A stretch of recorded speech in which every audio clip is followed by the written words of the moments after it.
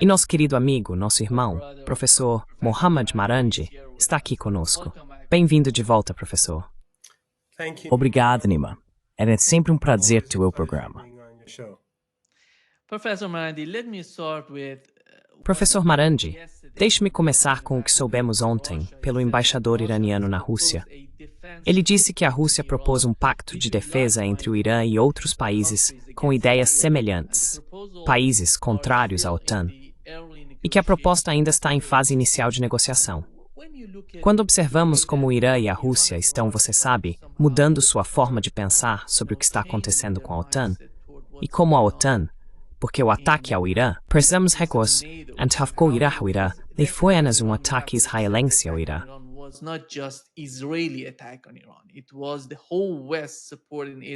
Foi todo o Ocidente apoiando Israel naquele ataque. Você sabe, a inteligência, o modo como, mesmo durante a guerra, quando atacaram o Irã, tentaram condenar o Irã em vez de condenar Israel. Foi impressionante de ver. E os líderes europeus diziam que Israel está fazendo o nosso trabalho diário contra o Irã.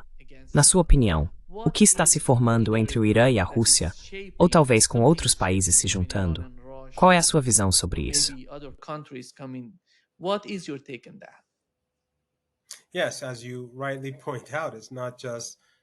Sim, como você bem observou, não foi apenas o regime israelense. Foi, obviamente, os Estados Unidos. Trump assumiu a responsabilidade, embora anteriormente o Conselheiro de Segurança Nacional e o Secretário de Estado Rubio tivessem negado o envolvimento dos Estados Unidos. Trump disse que os Estados Unidos, que ele próprio, estavam por trás da guerra. Portanto, essa foi uma operação realizada pela OTAN. E quando digo OTAN, quero dizer que isso inclui a Turquia, porque suas instalações, infelizmente, estavam sendo usadas. Seu espaço aéreo foi utilizado pelos Estados Unidos. Suas instalações de radar foram usadas. A República do Azerbaijão esteve profundamente envolvida. O norte do Iraque também esteve envolvido, embora o governo central fosse contra isso.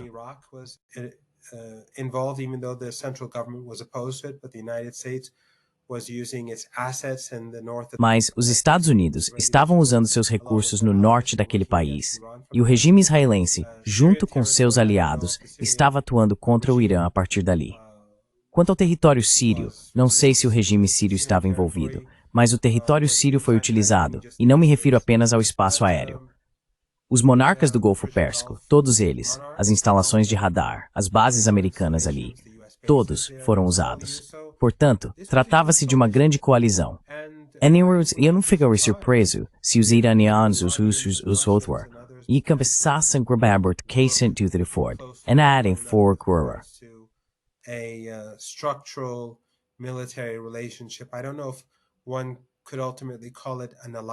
Não sei se poderia, em última análise, chamar isso de aliança ou não. Mas acho importante que, nesses tempos tão perigosos, a maioria global tenha a capacidade de se defender. Os americanos estão se comportando de maneira cada vez mais provocativa, seja na Venezuela, no Brasil ou quando falam da Nigéria. Vimos os Estados Unidos se recusarem a participar do G20 na África do Sul, alegando que há um genocídio acontecendo lá contra a minoria branca. E agora, todos os dias em Gaza, no Líbano, na Cisjordânia, o regime israelense, com apoio ocidental, está massacrando pessoas.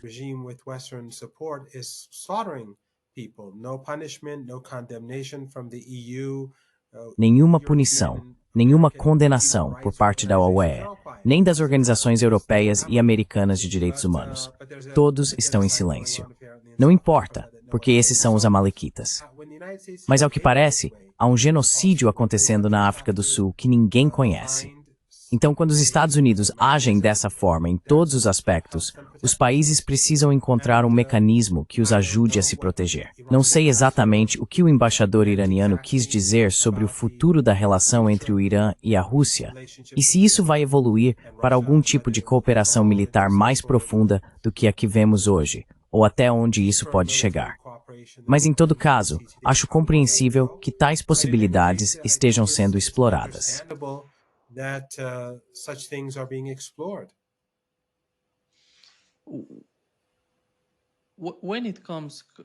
Quando se trata da política externa do Irã, professor Marandi, ouvimos o ministro das Relações Exteriores falar sobre a situação do acordo e das negociações com os Estados Unidos. Como o Irã vê essas negociações hoje? Se os Estados Unidos decidirem agir com honestidade em suas tratativas com os iranianos, já que o ministro das Relações Exteriores disse que os Estados Unidos têm tentado impor o que desejam, como o senhor vê a posição dos iranianos agora? A política oficial do Irã em relação às negociações com os Estados Unidos?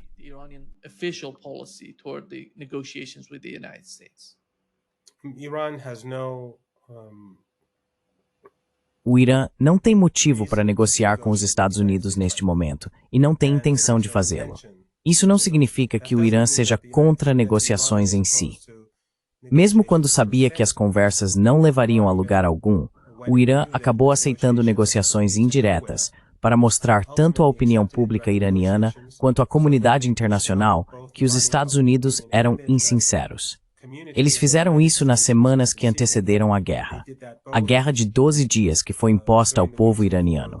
E também o fizeram após a guerra, não com os Estados Unidos, mas em suas negociações com a Agência Internacional de Energia Atômica no Cairo.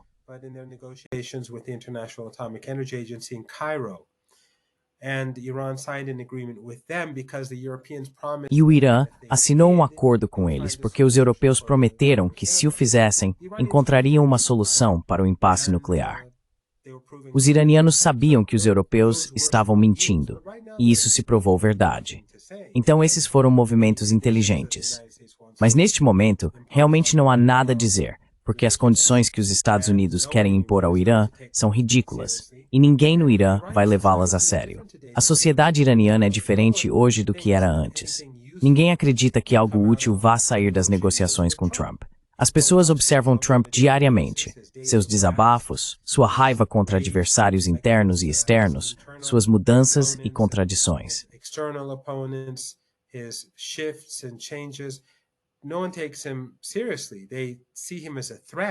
Ninguém o leva a sério.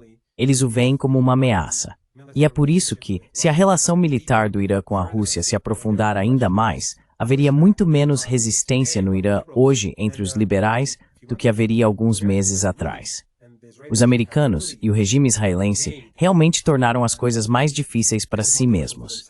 Eles uniram os iranianos de uma forma que eu não via, como já disse antes em seu programa, há décadas, por causa de seu próprio comportamento insensato. Então, no momento, não vejo nenhum sinal de negociações ocorrendo entre os dois lados, porque os Estados Unidos estão fazendo exigências absurdas.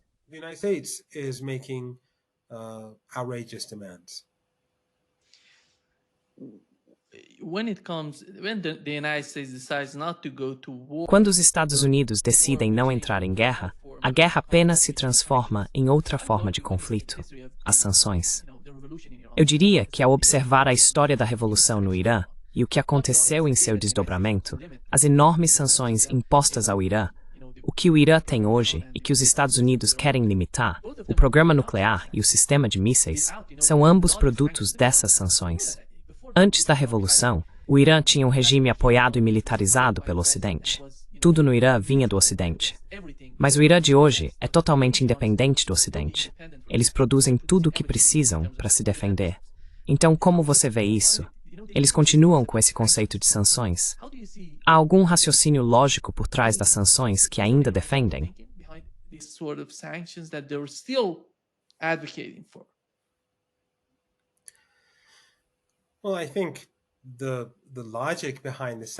Bem, acho que a lógica por trás das sanções é travar uma guerra sem realmente bombardear um país. E o Ocidente está acostumado à guerra. Eles bombardeiam países, destroem países. Veja Cuba. Cuba vem sendo brutalizada desde antes de eu nascer. Ela representa alguma ameaça aos Estados Unidos? Quero dizer, deixando de lado o período da Guerra Fria e a crise dos mísseis de Cuba, Cuba já foi algum tipo de ameaça aos Estados Unidos? Mas os Estados Unidos estão determinados a tornar a vida das pessoas lá o mais miserável possível, deixando-as morrer de doenças, perder seus empregos e ver suas famílias se desintegrarem por causa da pobreza. Essa é a intenção dos Estados Unidos.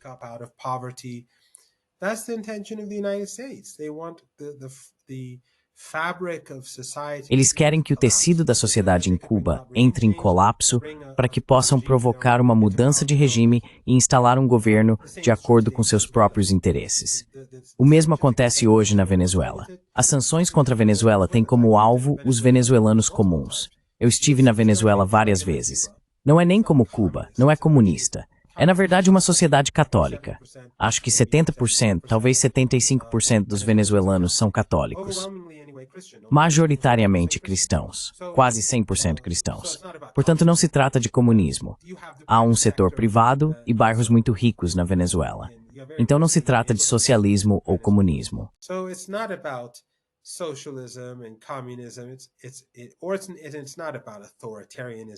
Não se trata de autoritarismo, porque o autoritarismo que vemos na região do Golfo Pérsico, com essas monarquias absolutas, e em todo o mundo árabe, onde americanos e europeus impuseram ditaduras, isso não é um problema. Então, novamente, essa não pode ser a razão para a hostilidade deles em relação ao povo venezuelano. E claro, a questão do narcoterrorismo é um absurdo, como você já discutiu em seu programa com pessoas que têm muito mais conhecimento. Os problemas nos Estados Unidos não vêm da Venezuela. Mas, de qualquer forma, os Estados Unidos são agressivos.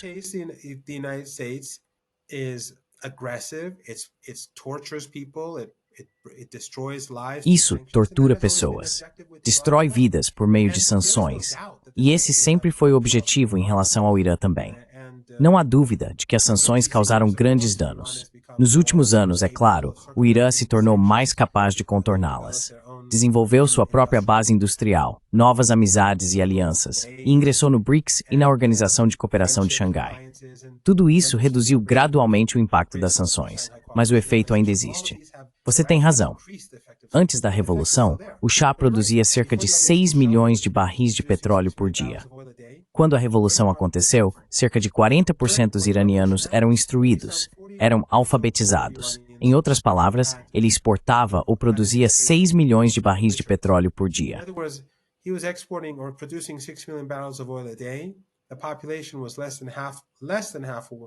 A população era menos da metade do que é hoje. Mas a maioria das pessoas era alfabetizada, e a maior parte das pessoas alfabetizadas eram mulheres. Minha própria experiência mostra isso. Após a Revolução, quando Saddam Hussein invadiu o Irã, fui para as frentes de guerra e para as cidades próximas à fronteira. Muitas delas eram extremamente pobres, sem água encanada, era muito atrasado. E então, novamente, pela minha própria experiência, embora o Shah fosse como aqueles regimes árabes do Golfo Pérsico, ele comprava todo tipo de armamento, mas o Irã não produzia nada. As armas que usávamos eram todas importadas. Gradualmente, por causa das sanções, o Irã começou a construir sua própria indústria militar. Assim, as sanções tornaram o Irã muito mais autossuficiente, mais avançado tecnologicamente e mais capaz de resistir aos Estados Unidos.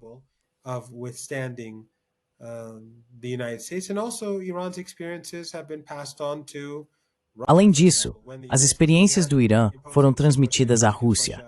Por exemplo, quando os Estados Unidos começaram a impor sanções semelhantes à Rússia após a guerra na Ucrânia. Muitas delegações russas foram ao Irã para aprender com a experiência iraniana, a fim de superar rapidamente muitos dos problemas que lhes foram impostos. Assim, o regime de sanções cria dificuldades, mas também leva um país a se tornar criativo, autossuficiente, independente e a buscar novas parcerias. Mas o mais importante para o Ocidente é que isso gera uma perda permanente, porque países como o Irã são empurrados para tão longe que nunca mais voltarão. Os Estados Unidos, ao antagonizar Rússia, Irã e outros da maneira como faz, tornam qualquer forma de reaproximação ainda mais improvável do que nunca. Assim, os Estados Unidos acabam se marginalizando.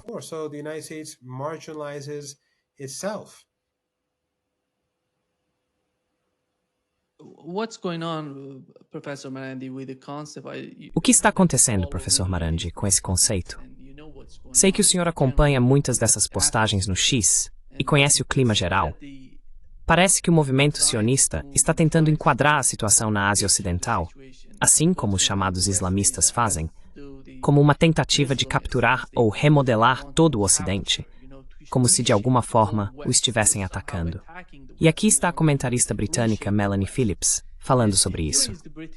Gostaria de saber sua opinião sobre o que ela está tentando transmitir às pessoas no Ocidente.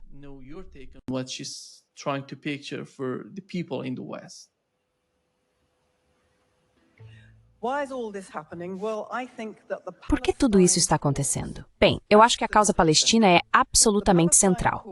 A causa palestina, como todos sabemos, se baseia em nada menos do que a destruição do Estado judeu. Mas, além disso, também se baseia em roubar dos judeus a própria história deles naquela terra. A causa palestina se tornou a causa das causas no Ocidente, que, é claro, está ocupado destruindo seus próprios valores centrais, valores que vêm do judaísmo. Não é coincidência. Na minha visão, a causa palestina é uma forma de guerra santa, uma guerra santa islâmica, e é um cavalo de Troia para a islamização do Ocidente.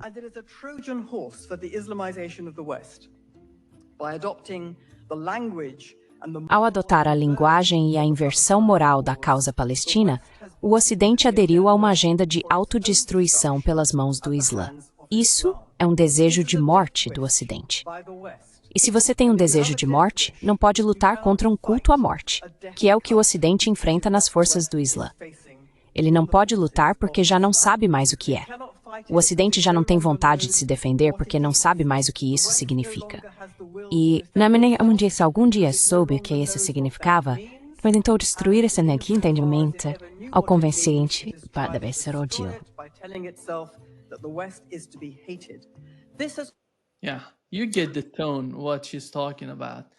Sim, você entende o tom do que ela está falando. Como você entende a forma como eles tentam dizer que o Islã está nos atacando, que precisamos fazer algo, mas o Estado da Palestina está no caminho, está bloqueando esse tipo de ataque? É por isso, dizem eles, que é necessário apoiar Israel. Como você entende isso, professor Marandi?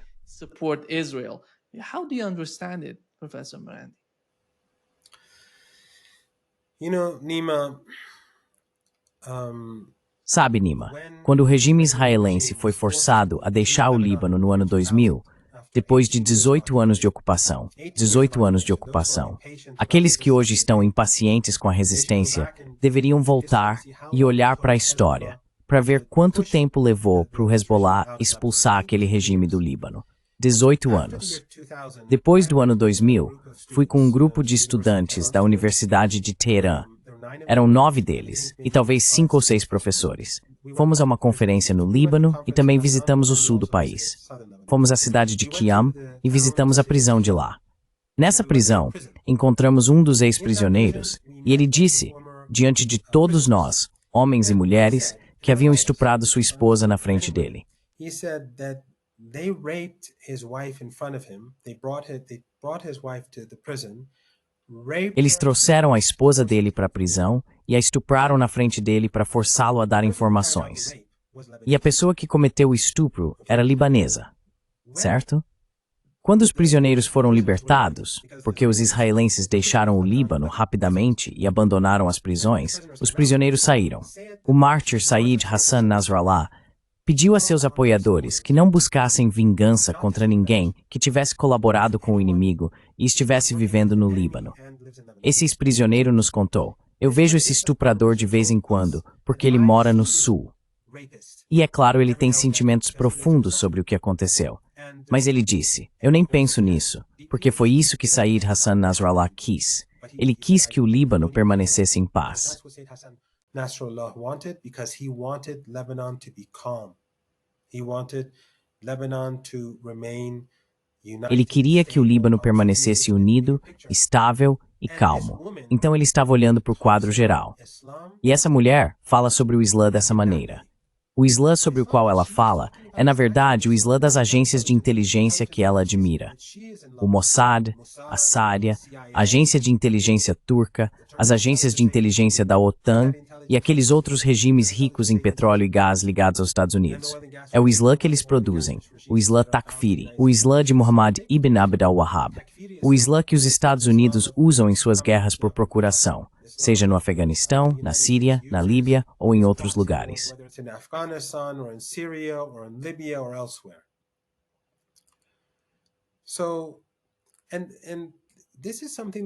Então isso é algo que temos visto muito e vem dos sionistas, sejam cristãos ou judeus, que falam sobre valores judaico-cristãos, mesmo que vejamos como na Palestina os sionistas insultam Jesus. Para os muçulmanos, por outro lado, Jesus é infalível. Há até um capítulo no Alcorão Sagrado com o nome de sua mãe. Nós lutaríamos por ele.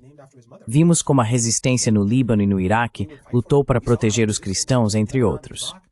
E a propósito, Temtuaftin Inak ist toward Tor, no medvot costum forstes tors forças de mobilização of the popular mobilization forces. In their own regions where they were Christian, they had their own. Em suas próprias regiões, onde eram cristãos, eles tinham suas próprias forças, e a Guarda Revolucionária Iraniana, as forças de mobilização popular do Iraque e o exército iraquiano estavam trabalhando com eles. Assim, enquanto o Ocidente apoiava esses grupos Takfiri, a OTAN e seus parceiros regionais, a resistência apoiava os cristãos. E sabe, recentemente vi algo dito 2 vezes, aparentemente por Tucker Carlson. Ele é, com razão, muito crítico do regime israelense. Mas uma coisa que ele disse é que o regime israelense não é ocidental, não segue os valores ocidentais.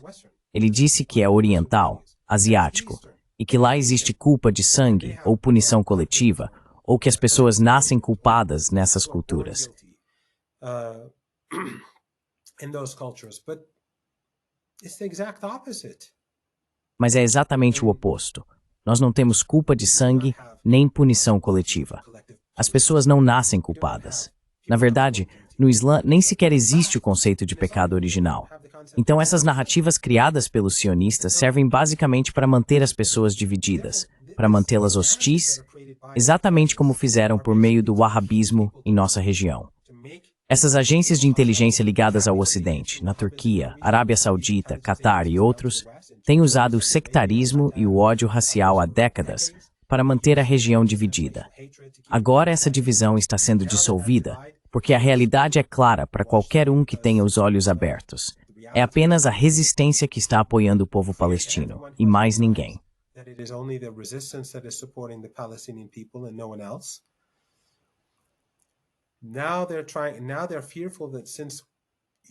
Agora eles têm medo de que, como europeus e americanos estão se voltando contra o regime israelense, muçulmanos e cristãos possam se aproximar mais. Então tentam criar uma divisão profunda entre os dois lados e fabricar algum tipo de animosidade.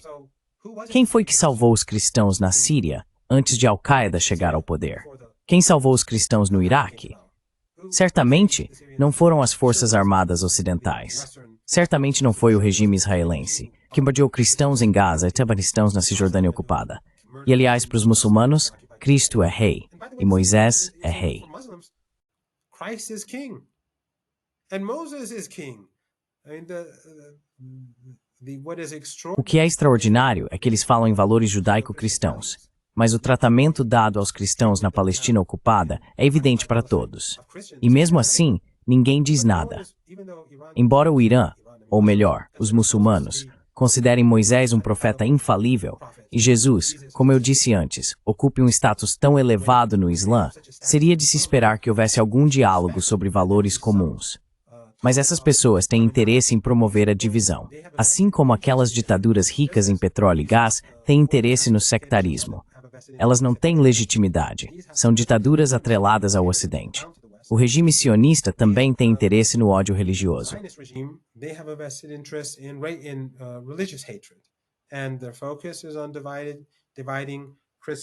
O foco deles é dividir cristãos e muçulmanos, e judeus e muçulmanos. Mas o fato é que o Irã, que é o centro do eixo de resistência, tem tanto judeus quanto cristãos. O Irã tem um deputado judeu, de acordo com a Constituição da República Islâmica do Irã, e também tem vários deputados cristãos. Há algum tempo, você provavelmente ouviu falar que houve muitas notícias online sobre uma estação de metrô iraniana chamada Santa Maria, a mãe de Jesus, a mãe de Cristo. Isso não teve muita repercussão aqui, porque, para nós, é natural ter uma estação de metrô assim, especialmente porque ela fica ao lado da igreja armênia mais importante de Teherã.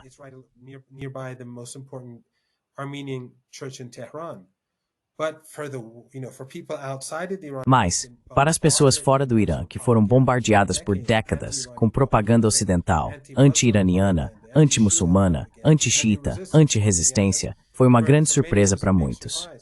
Mas não deveria ser. Por que teríamos qualquer hostilidade em relação aos cristãos?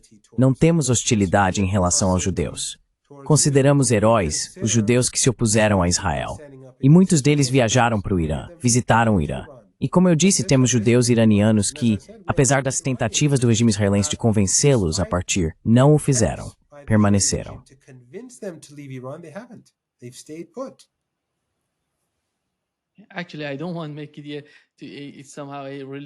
Na verdade, não quero transformar isso em uma conversa religiosa, mas, professor Marandi, quando falamos sobre a palavra muçulmano no Alcorão Sagrado, ela se refere a figuras como Ibrahim e Ismael, ou, como dizemos em persa, Abraão e Ismael.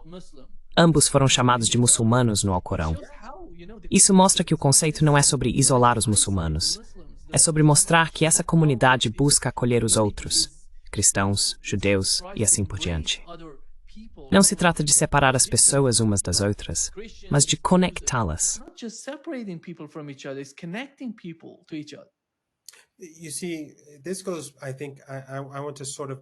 Veja, acho que quero construir uma ponte entre o que você está dizendo, o que essa mulher disse e também o que o ex-redator de discursos do Obama disse recentemente, que tenho certeza de que você viu. Basicamente, o que ela estava dizendo é que as crianças judias na escola veem a realidade em seus celulares, então elas não acreditam mais em nossas narrativas. E qual é a solução? Tirar a realidade, tirar os celulares, certo? Isso mostra duas coisas, aliás. Uma é que eles estão admitindo que os jovens judeus, crianças em idade escolar, os olham com repulsa. Ela usou uma palavra assim, ao descrever como, depois de testemunhar todos os crimes horríveis que cometeram, essas crianças reagem quando os adultos tentam repetir essas mesmas narrativas.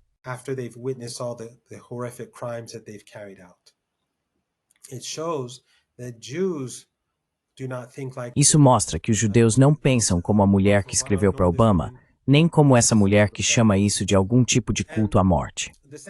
O segundo ponto é que ambas estão tentando fazer a mesma coisa, impor narrativas falsas diante da realidade. E isso não vai funcionar, porque todos os dias eles estão destruindo crianças. Na verdade, a estupidez do regime israelense é que ele viola o cessar-fogo todos os dias, no Líbano e em Gaza. Todos os dias, pessoas ao redor do mundo são lembradas de que esse holocausto continua, que o regime genocida continua tão sedento de sangue quanto antes. E isso mantém as pessoas alertas.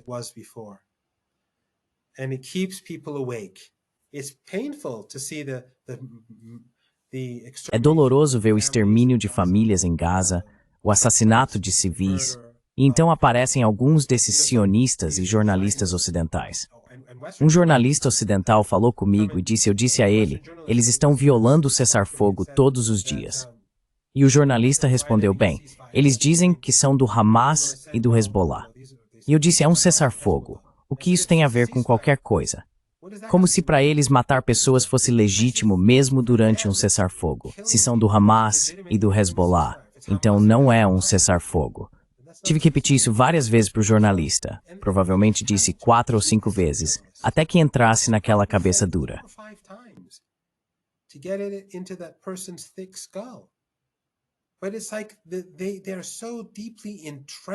Mas é como se eles estivessem tão profundamente enraizados nessas narrativas que simplesmente não conseguem ver a realidade. Ou não querem ver a realidade.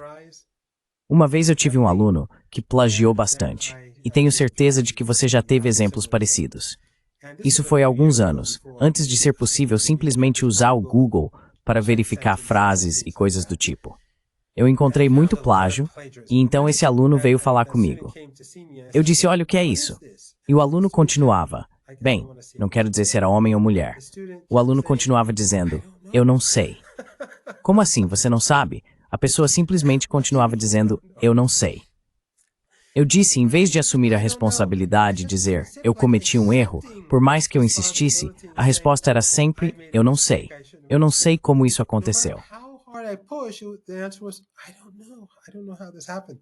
So these people are so deeply entrenched. Essas pessoas estão tão profundamente enraizadas, ou simplesmente não querem ser honestas consigo mesmas.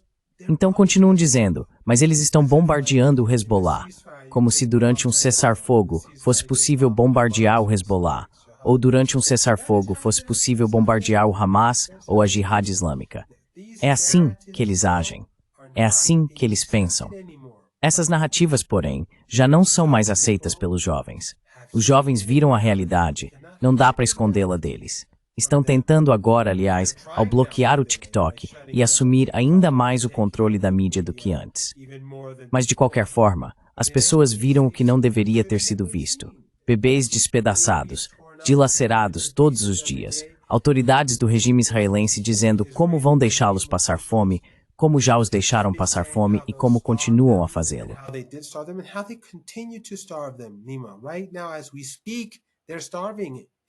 Neste exato momento, enquanto falamos, há pessoas passando fome em Gaza. Elas estão com muita fome. Crianças estão pegando lixo e comendo lixo porque a comida não está chegando. Por quê? Porque o cessar-fogo está sendo violado. Eles não estão apenas assassinando pessoas, estão impedindo que comida e equipamentos entrem, porque querem continuar vendo crianças morrerem, querem exterminar o povo palestino. E os jornalistas ocidentais, a mídia ocidental, não dizem nada sobre isso porque não se importam. As pessoas que trabalham na BBC são estenógrafos. A CNN, a mesma coisa. O New York Times, o The Guardian, todos iguais. Não têm dignidade nem honra. Caso contrário, estariam denunciando isso dia e noite. Crying bloody murder day and night. But if something happens in Iran, if someone is beaten up, mas se algo acontece no Irã, se alguém é espancado, se alguém é, sei lá, preso, há apenas alguns dias eles condenaram o Irã novamente por violações de direitos humanos. Tipo, sério? Vocês estão cometendo um genocídio em Gaza, estão ajudando o regime israelense a realizar um genocídio, e o Irã é o violador dos direitos humanos? Eles não têm dignidade nem honra, assim como os governos não têm dignidade nem honra. Mas as pessoas despertaram. Jovens judeus, essa mulher admite que os jovens judeus não aceitam mais suas narrativas.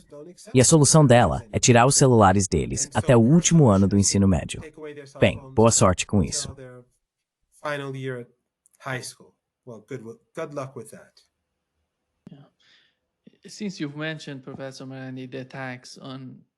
Já que o senhor mencionou, professor Marandi, os ataques ao Hezbollah e ao Hamas, soubemos que o Hezbollah confirmou o assassinato de seu chefe de gabinete por Israel, Haitham Ali al-Tabatabai, esse é o nome dele. E professor Marandi, sempre que vejo esse tipo de assassinato, seja no Irã ou agora com o Hezbollah e o Hamas, isso mostra que os israelenses estão em um tipo de modo de desespero. Eles não sabem o que fazer, além de assassinar pessoas, simplesmente porque podem. Qual é a sua opinião sobre a situação no Líbano? As pessoas saíram às ruas e protestaram contra o governo de lá. Elas querem que o governo libanês tome uma posição, que pelo menos condene o que está acontecendo ou faça algo a respeito, o que é muito mais importante para o futuro do Líbano. Como o senhor vê a situação entre o Líbano e Israel?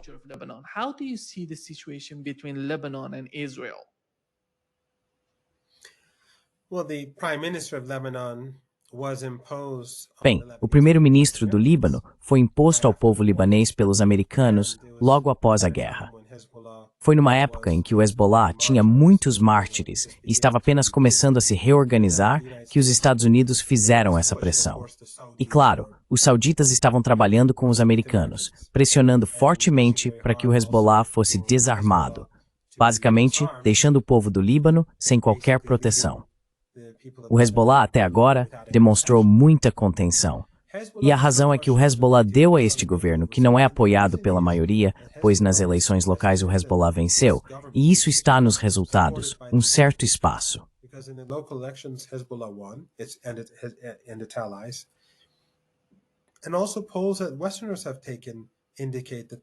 Além disso, pesquisas realizadas por ocidentais indicam que uma forte maioria dos libaneses apoia o direito do Hezbollah de portar armas.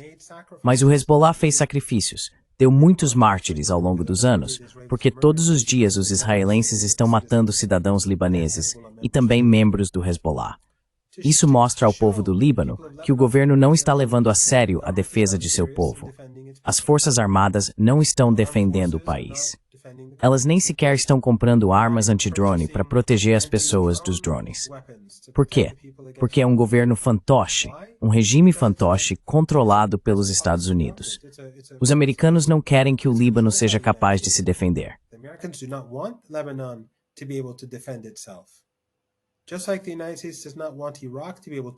Assim como os Estados Unidos não querem que o Iraque seja capaz de defender seu espaço aéreo. O Iraque tem muito dinheiro, mas os americanos não permitem que ele se defenda. Neste momento, os Estados Unidos estão tentando impor sua vontade ao povo iraquiano por meio de ameaças, tentando instalar um governo que o povo não quer. Os resultados das eleições foram muito ruins para o Ocidente, e especialmente para os Estados Unidos, enquanto os aliados do Irã se saíram muito bem. Portanto, os Estados Unidos não se importam com a democracia. Não se importam com a vontade da maioria, seja no Iraque, no Líbano ou na Palestina. A resolução do Conselho de Segurança da ONU foi vergonhosa. Não teve o apoio de nenhum dos grupos palestinos. It did not have the support of any of the Palestinian groups. Only the jailers of Netanyahu and the Palestinian Authority. Apenas os carcereiros de Netanyahu e da autoridade palestina aprovaram isso. E, infelizmente, esses regimes regionais, cujos líderes participaram do fiasco no Cairo, no Egito, em Sharm el-Sheikh, apoiaram isso. E, claro, acho que os russos e os chineses deveriam ter vetado. Mas quando Turquia, Egito, Jordânia e todos os outros estão apoiando essa resolução vergonhosa, como esperar que outros países se oponham? De qualquer forma, acho que o regime cada vez mais em apuros. As execuções são muito dolorosas de ouvir e de ver, seja em Gaza, no Líbano, ou os assassinatos na Cisjordânia. Mas como eu disse, o regime israelense está em declínio muito rápido. The Israeli regime is going downhill very fast. It's hated across the world. If it was smart, é odiado em todo o mundo. Se fosse inteligente, aceitaria um cessar-fogo e encerraria a matança, e então tentaria, por meio da Hasbara e de sua propaganda, reconstruir sua imagem. Não é possível, mas ao menos tentaria reconstruir um pouco sua imagem depois de toda essa devastação. Mas são tolos demais, sedentos demais por sangue, racistas demais para conseguir pensar. Sabe, algumas pessoas dizem, é um dos estereótipos, claro, que os sionistas são muito inteligentes. Eles se mostraram muito estúpidos. Tinham apoio popular em todo o Ocidente há 2 anos, por meio de sua máquina de propaganda, por meio do poder que detinham. Agora são desprezados, apesar de ainda controlarem a mídia e as redes sociais. media and social media. So if they were smart, they would rethink, but they can't. Então, se fossem inteligentes, repensariam. Mas não podem. Netanyahu não pode. Seu regime não pode. A sociedade israelense em geral não pode, porque é assim que eles são. Eles veem os outros como Amaleque, como sub-humanos, como dignos de serem mortos. Então gostam de continuar matando. Continuam roubando mais terras na Cisjordânia todos os dias. Estão matando crianças na Cisjordânia. Desde 7 de outubro de 2023, Nima, mais de 1.000 palestinos foram assassinados na Cisjordânia. Mais de 1.000 foram assassinados na Cisjordânia. É impressionante, bem mais de um por dia sendo morto. E entre esses casos, quero dizer, soldados nunca são punidos, mas em, acho, 20 ou 30 casos, colonos assassinaram palestinos e nada aconteceu com eles também.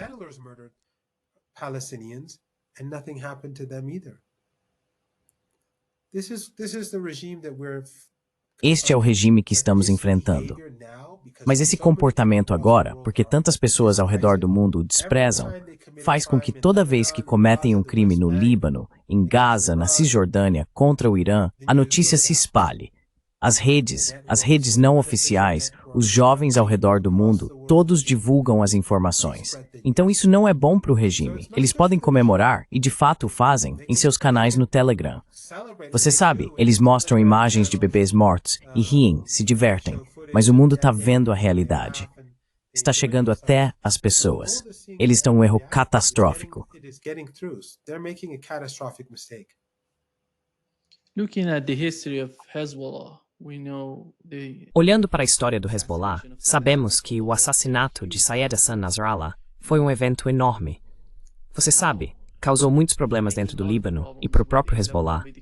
Mas, observando o histórico desse tipo de atitude, sair por aí assassinando pessoas, você acha que eles podem fazer algo maior do que isso? Porque eu não vejo. No momento, fala-se que o Hezbollah está reconstruindo seu poder militar, se rearmando, ficando mais forte a cada dia. Então, qual é o sentido do assassinato? Literalmente matar pessoas por causa de sua posição? Sabemos que o Hezbollah é uma força política e militar importante no Líbano. Não se pode remover o Hezbollah do Líbano assassinando pessoas. Não se pode reduzir seu poder militar por meio desse tipo de ataque. Como você vê toda a situação nesse contexto? E como você enxerga o estado atual do poder militar e político do Hezbollah no Líbano?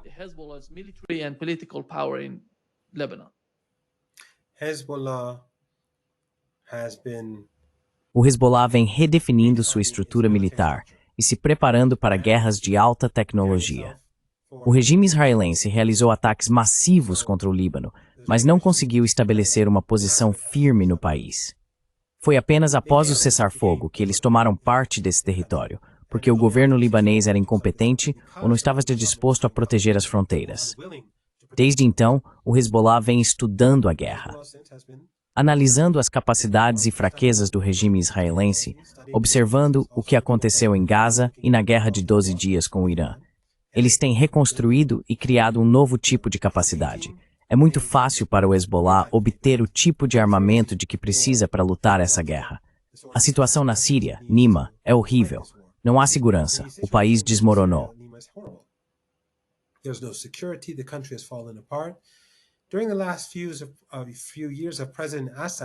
Durante os últimos anos do governo do presidente Assad, a cooperação dele com a resistência, como você sabe, foi se deteriorando e estava se tornando cada vez mais difícil conseguir apoio para a resistência.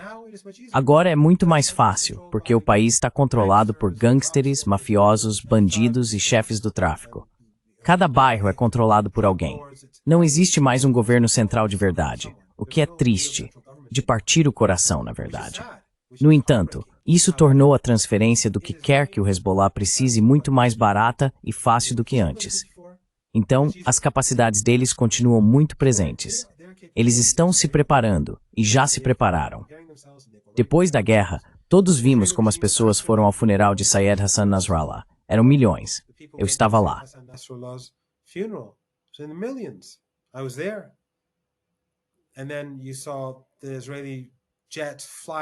E então você viu os jatos israelenses sobrevoarem o estádio 2 vezes para intimidar as pessoas. As pessoas tinham acabado de ser bombardeadas por meses, mas não se moveram, mantiveram sua posição.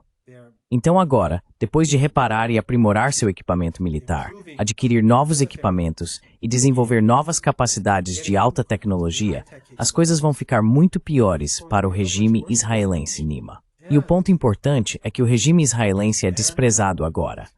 Todos os dias, ele realiza esses assassinatos, esses homicídios em Gaza e na Cisjordânia, e isso está se espalhando pelo mundo. As pessoas estão fazendo com que outras saibam que esse regime não está parando o massacre. Os governos ocidentais não dizem nada sobre isso, porque fazem parte desse genocídio e desses ataques genocidas. Portanto, as coisas não estão indo bem para o regime. Embora eu não esteja confiante de que não haverá uma guerra, eu não sei. I'm not confident that there won't be a war. I don't know. Because Netanyahu always seeks escalation. That's why he's bombing everything. Porque Netanyahu sempre busca a escalada. É por isso que ele está bombardeando todos os dias. Veja o número de pessoas que foram assassinadas na última semana em Gaza e no Líbano. Lembre-se, eles também bombardearam um campo de refugiados no sul do Líbano e realizaram um massacre em massa em Gaza. O genocídio continua, sabe? Pessoas em todo o mundo veem isso. E eu não acho que do jeito que as coisas estão, a situação vai melhorar para o regime. Só vai piorar. Como eu disse antes, não estou dizendo que Israel vai desmoronar amanhã, mas sua imagem foi completamente destruída. E isso vai ter consequências.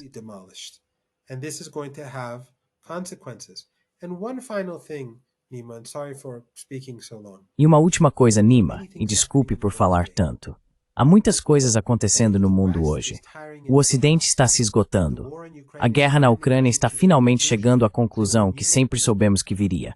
Alguns previram que aconteceria mais cedo, outros mais tarde, mas está finalmente acontecendo.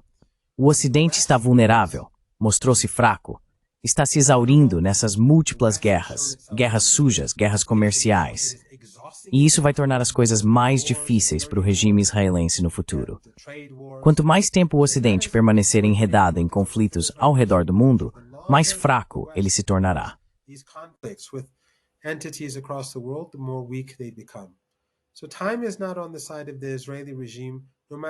Portanto, o tempo não está do lado do regime israelense. Não importa como se olhe para isso. Eles podem matar, sim, é doloroso. Podem conquistar algum território por enquanto. Mas lembre-se, como eu disse antes, o Líbano foi ocupado por 18 anos antes de ser finalmente libertado. E o regime israelense de hoje não é como o de antigamente, que tinha total apoio no Ocidente e entre o público ocidental. As opiniões eram muito diferentes das de hoje. E os apoiadores da resistência no Líbano naquela época eram muito mais fracos do que são atualmente.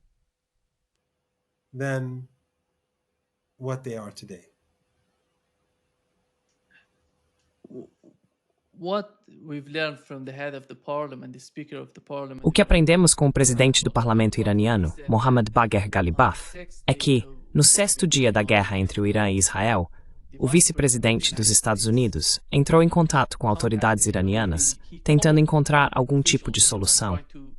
Qual é o entendimento oficial do governo iraniano em relação à guerra entre o Irã e Israel?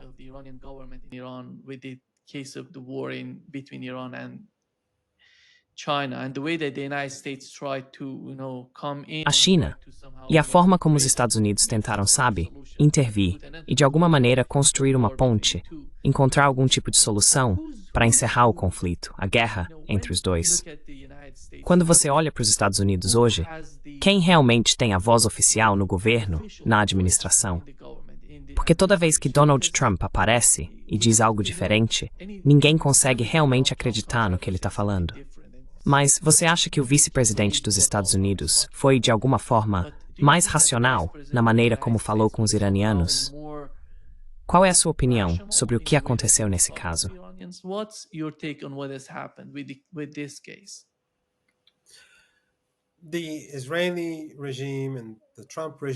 O regime israelense e o regime Trump estão muito estreitamente coordenados. E o vice-presidente, seja lá o que o coração dele possa estar dizendo, eu não sei.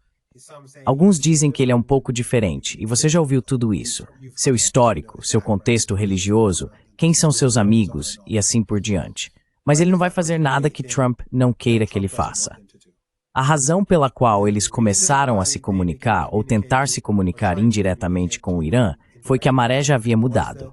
No primeiro dia, é claro, houve um blitzkrieg israelense. Então, por volta do 4º dia, digamos, a maré virou e o Irã passou a ter a vantagem. E por volta do 8º dia, o Irã já nem estava disparando tantos mísseis assim.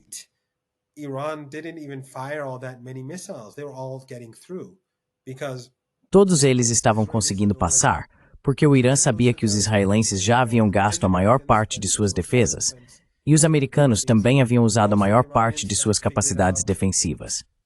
Os iranianos também haviam identificado seus pontos fracos.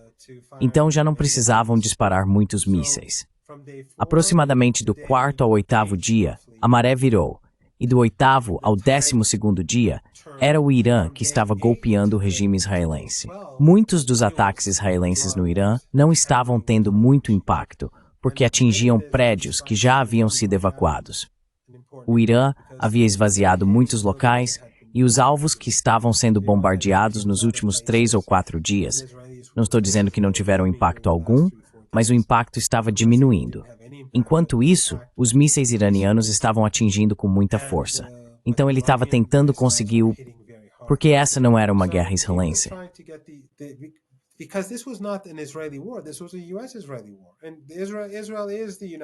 Esta foi uma guerra entre os Estados Unidos e Israel. E Israel é basicamente os Estados Unidos, pelo menos quando se trata do regime político. Agora sabemos que Marco Rubio mentiu quando disse que os Estados Unidos não tinham nada a ver com isso, porque Trump, recentemente e com orgulho, assumiu a responsabilidade, o que pode ter repercussões legais no futuro. Mas, deixando isso de lado, o Irã sabia desde o início que os Estados Unidos faziam parte disso. A única razão pela qual os Estados Unidos entraram em contato com o Irã depois de alguns dias foi porque perceberam que estavam em apuros. Essa é a única razão. E da próxima vez será muito pior. Muito pior. Os iranianos estão se preparando rapidamente e o regime israelense vai descobrir, se atacar o Irã novamente, que os mísseis iranianos são muito mais devastadores e letais do que imaginavam. Muito obrigado, professor Maranghi, por estar conosco hoje. Um grande prazer, como sempre.